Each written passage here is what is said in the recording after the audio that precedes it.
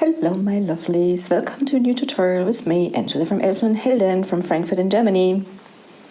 In this amazing IKEA hack, we take a plain Hemnes dresser and transform it into a true work of art. Watch as we hand paint a captivating great white shark using the incredible Dixiebelle Terra Clay Paints and enhance it with stunning WoodUbend flexible wooden ornaments. Let's get started.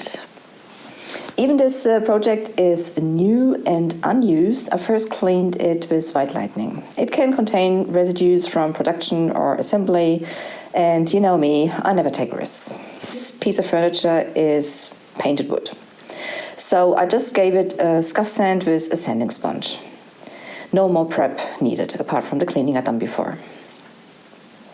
This time I'm working from the inside out because I want to paint the drawers, which is fairly easier to do before I assemble them.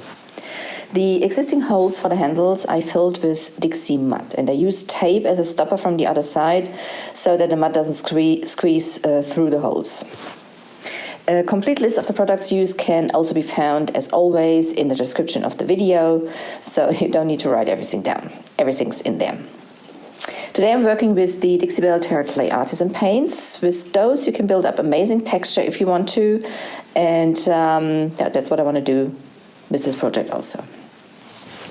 I paint the inside of the drawers with the Terra Clay paint in Bougainvillea, and the outer sides I create an ombre effect with Bougainvillea, marigold and daffodil. Dried, I apply the tea towel stencil from Bells and Whistles, and for this I use the gemstone mousse in garnet and mix it with the Dixiebelle top coat in gloss. This way the mousse dries faster. To avoid bleeding, I first unload the paint from the stencil brush and distribute the paint evenly into the brush. With the stippling technique, the stencil design is now placed on the sides of the drawers. Also, the bottom of the drawers will be painted, and since they are not plastic, but they are foiled somehow, I first prep this with 2 coats of slick stick just to prepare them for the coming paint. The base color here is the Galaxy from Terra Clay Paints, and I applied that actually twice. And for a woven effect, I applied a second layer at a 90-degree angle to the first layer. Terra Clay Artisan Paints are not self-leveling and will retain the texture of the brush strokes as they dry, so you can achieve great effects.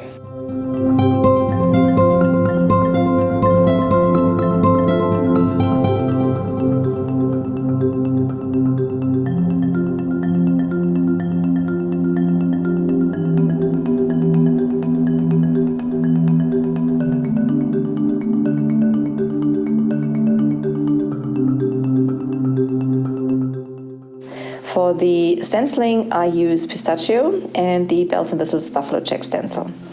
With a fairly dry brush, meaning just very little paint in the brush and very light pressure, I apply the paint in a circular movement. So when you work in in a circular movement technique, make sure that your brush is fairly dry, because otherwise you will push the paint under the stencil and have it bleed through.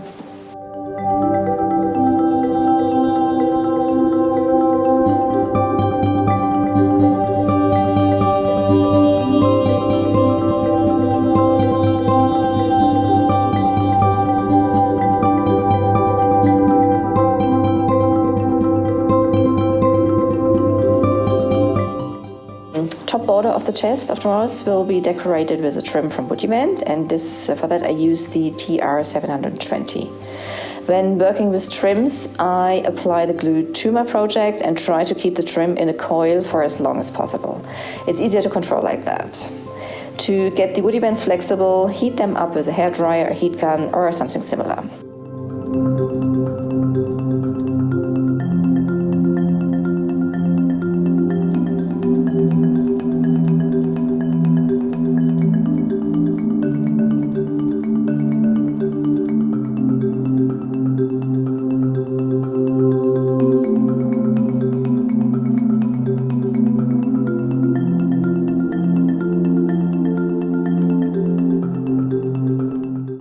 I use painter's tape as a helping hand and to hold the trim in place until I have until I can finally press it down firmly. Since the WoodUbends also cool down and harden while I'm working, I keep heating it up in between with my heat gun just to keep it flexible. In this flexible state, you can also cut it with a sharp knife or some scissors. I actually do that here at the end of the trim, and after that has cooled down, I just sand the cutting edge smooth with a sanding sponge.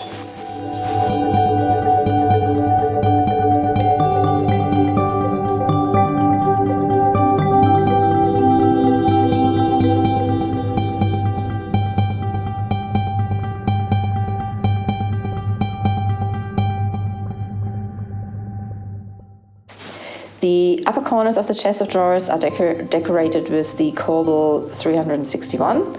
And since these are quite thick and I want to basically wrap them around the edge, I first cut out a small wedge at the back, so that way I can, that way I don't have to bend the whole massive ornament. It is pretty thick. It makes your life a little easier. So anyone who knows me knows that my heart goes out to the underwater world alongside my sweetheart, the kittens and motorbikes. My absolute favorites, very small, the seahorses, and very large, the sharks. And today it'll be a great white. To make it easier for me with the proportions of this amazing animal, I first sketch a rough grid and draw the outlines of the shark with a pencil. I do have a photograph as a reference, and I also added this grid, just roughly onto that photograph. It's not about perfection, it's just to have some guidelines.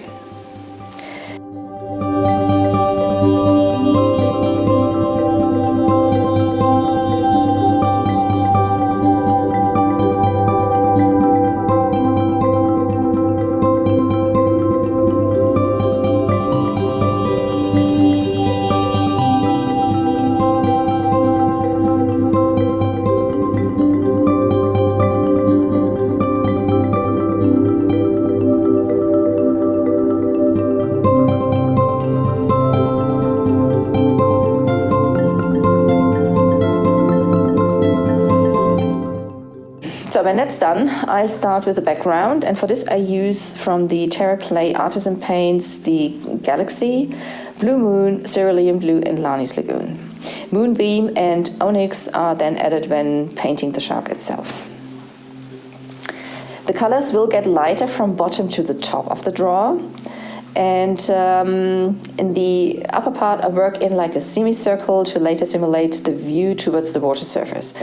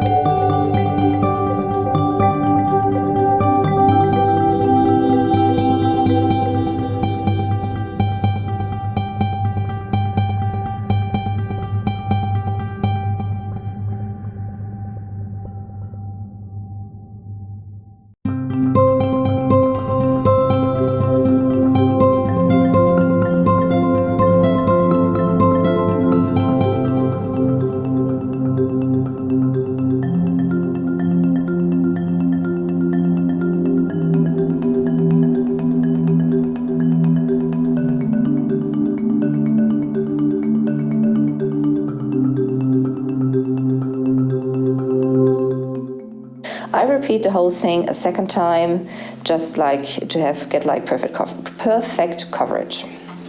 To keep the color moist and blend the shades together, I use a spray bottle with regular water.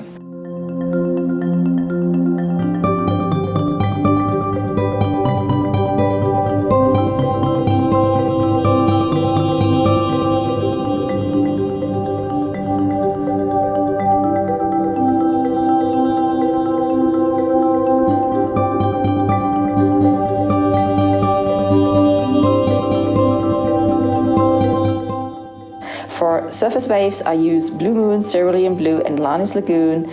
And, I work them just like in wavy movements and blend them into each other just to get like this water surface look.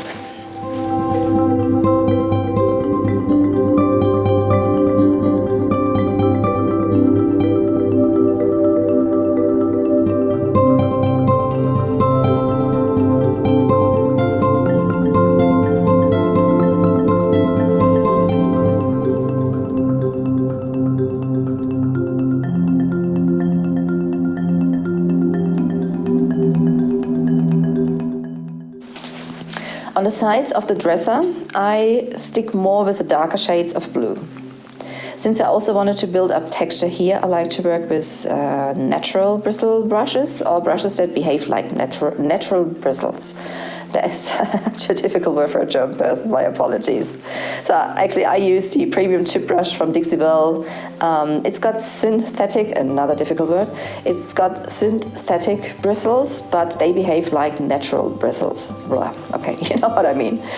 So elderberry, malachite, and pistachio now come into play as the intermediate layer and part of the blend color overlay. I always let the paint dry between coats.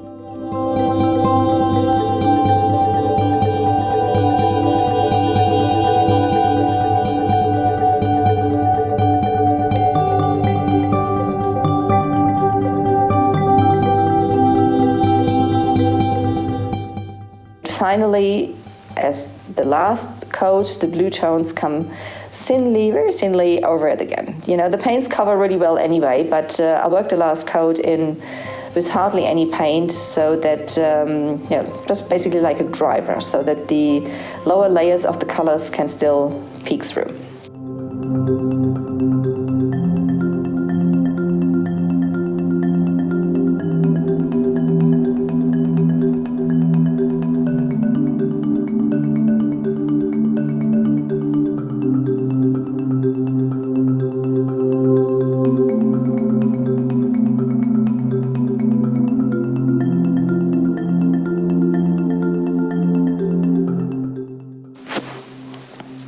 Let's get to the shark now. First, I trace the outline of the shark itself with the cerulean blue. The blue will blend in later nicely with the surrounding.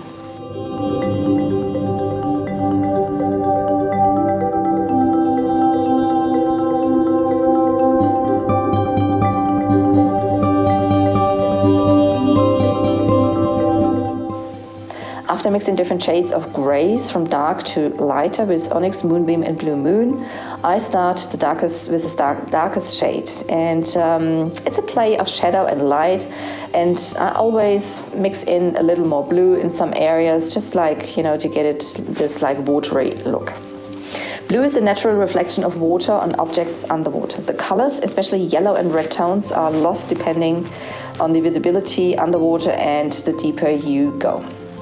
Sharks are usually gray on the back and white on the belly. As a predator, this is perfect camouflage. From above, the gray melts against the dark depths and the sea, and from below, against the light flooded water surface, the white melts in.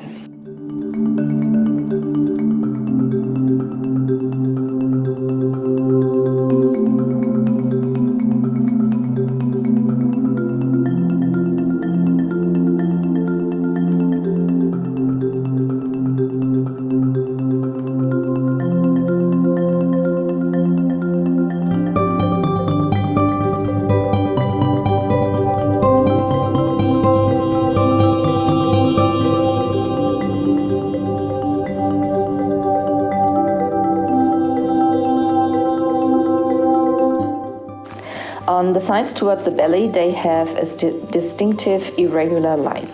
They are also, chunky, beefy, muscular animals. They're just beautiful. I think they're absolutely amazing.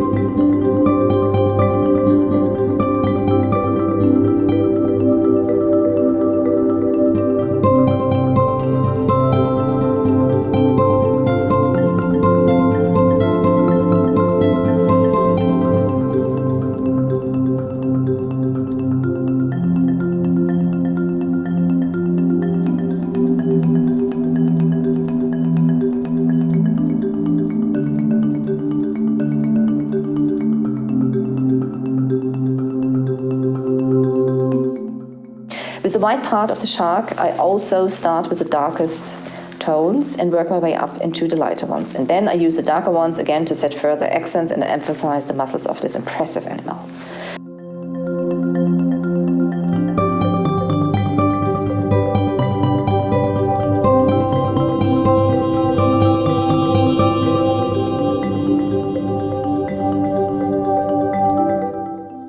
Once in my life, I was lucky enough to meet one of those great creatures underwater. And I'm still alive, guys, I am. They're so beautiful and impressive animals. I just adore them. I mean, they've survived millions of years of evolution, almost unchanged. So they're really perfect. Obviously, with their size, they can also be dangerous for humans. But please, do not forget, we are the ones visiting their living room. It's their home, not ours.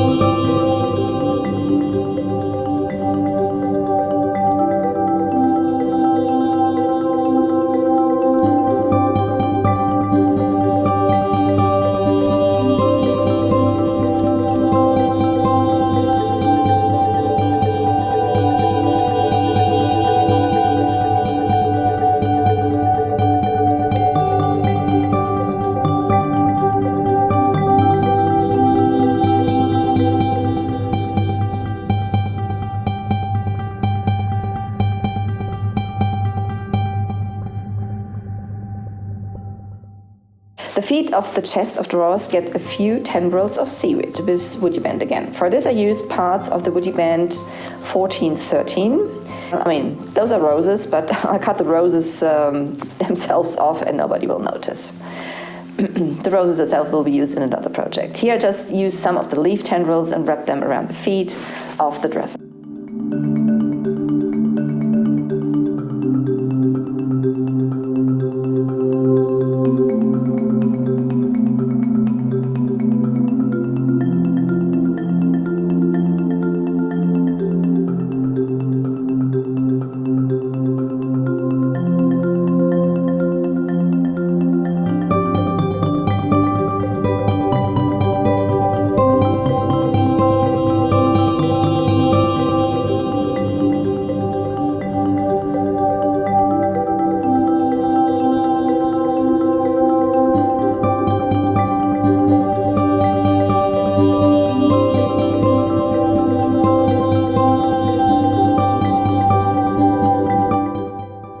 Then I blended them in with Galaxy.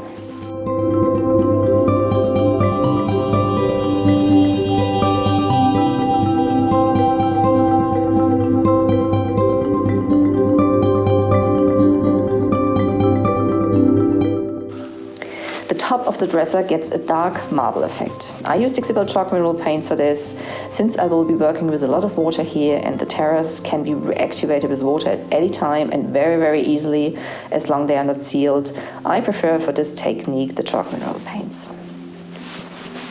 Midnight Sky in the navy and Dixiebelle Blue are blended together using the Bestang brush to create a deliberately irregular, cloudy look as a base for the marble beans.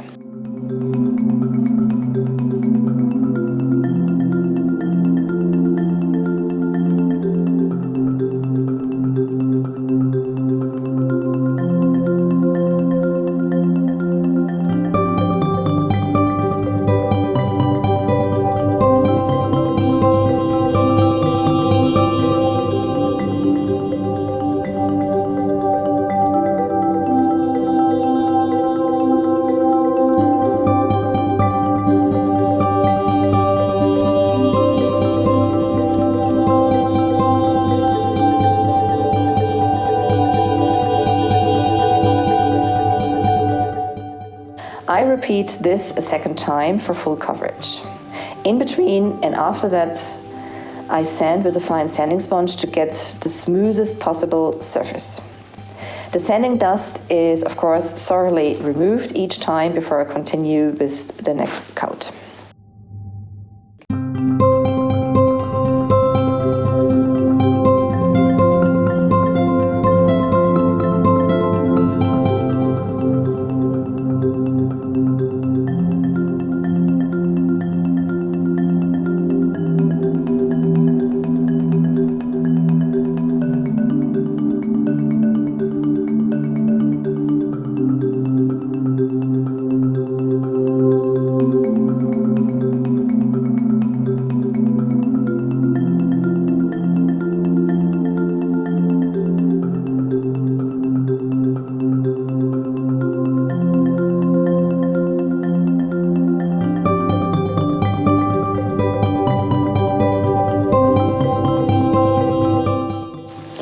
Before working on the beans, I seal the top with easy peasy spray wax. This makes it easier for me to control the colors. Guys, you know I am a control freak.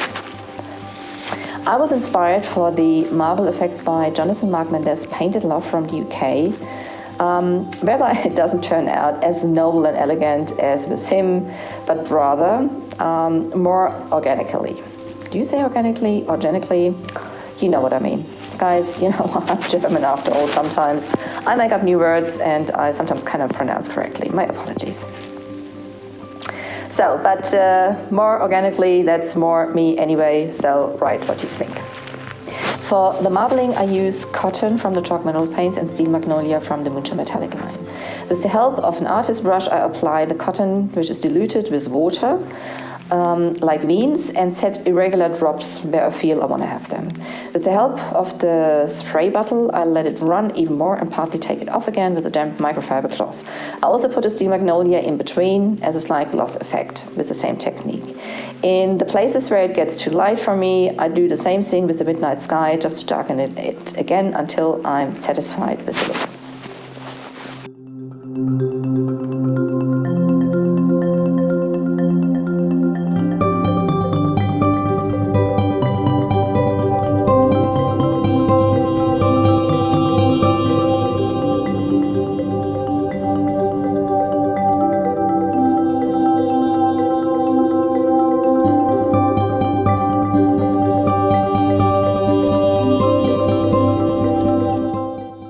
The entire project will be sealed with Terra at the end. This is a very hard top coat which dries in a satin finish and intensifies the colors of the Terra paints again. At the very end, the WoodUbends get a beautiful highlight with the Dixiebelle chameleon waxes. These are not opaque like you would expect from the normal gilding waxes. They change color depending on the color over which they are applied. That's the reason they are called chameleon. So, Shaki is now ready to stand the rest of time. Guys, you're still here. You're still listening to me. If you want to get more incredible DIY furniture makeovers and painting tutorials, subscribe to my YouTube channel and hit the notification bell. Get ready to unleash your creativity and take your home decor to a whole new level. Don't forget to give this video a thumbs up if you found it inspiring. And now I'm wishing you happy painting and crafting. For today, I'm saying bye for now. Your master of disaster, Angela. I'll see you next time. Ta-da, bye-bye.